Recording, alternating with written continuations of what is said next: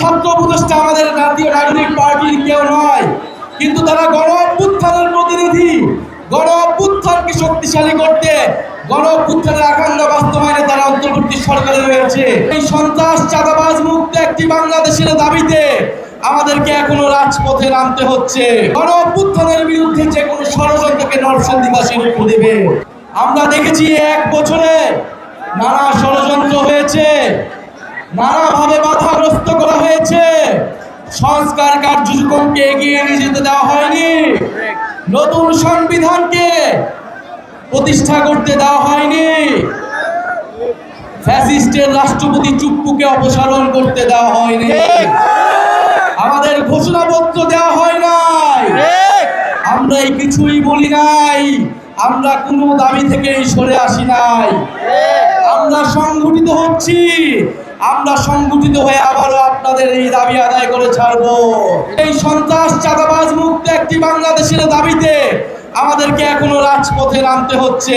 নরসিংদীতে ভূমিদস্যুরা রয়েছে, সন্ত্রাসীরা রয়েছে, চাঁদাবাজ রয়েছে, আমরা তাদেরকে বিতাড়িত করতে চাই।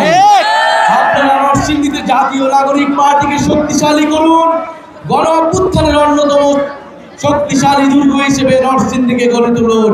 নানা ষড়যন্ত্র, নানা হামলা আক্রমণের মাধ্যমে আমাদেরকে বাধা দেওয়ার চেষ্টা করেছে, কিন্তু আপনাদের জন্য, এই বিপ্লবী ছাত্র জনতার জন্য, সাধারণ মানুষের জন্য আমরা এই জুলাই পদযাত্রা সফল করতে পেরেছি। দুইজন ছাত্র উপদেষ্টা আমাদের জাতীয় নাগরিক পার্টির কেউ নয়, কিন্তু তারা গণ অভ্যুত্থানের প্রতিনিধি।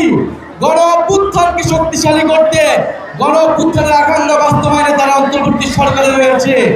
তাদের বিরুদ্ধে ষড়যন্ত্র করে তাদেরকে বাধ্য করা হচ্ছে, তাদেরকে পদত্যাগে বাধ্য করার চেষ্টা করা হচ্ছে।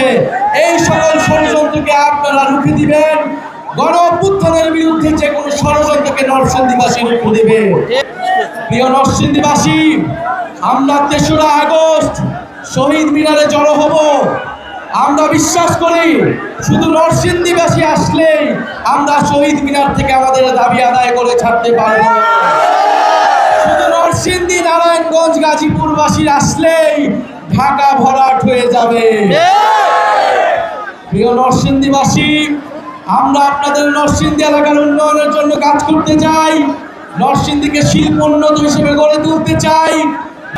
18 জুলাই আমরা জানি নরসিংদীতে আমার ভাই, এই নরসিংদীর শিক্ষার্থী তাহমিদ শহীদ হয়েছিলেন। তাহমিদকে গুলি করে হত্যা করেছিল ফ্যাসিস্টরা। এই অভ্যুত্থানে, এই বিপ্লবে নরসিংদীর ছাত্র জনতা নেমে এসেছিল একটি নতুন বাংলাদেশের জন্য, বৈষম্যহীন বাংলাদেশ গড়ার জন্য।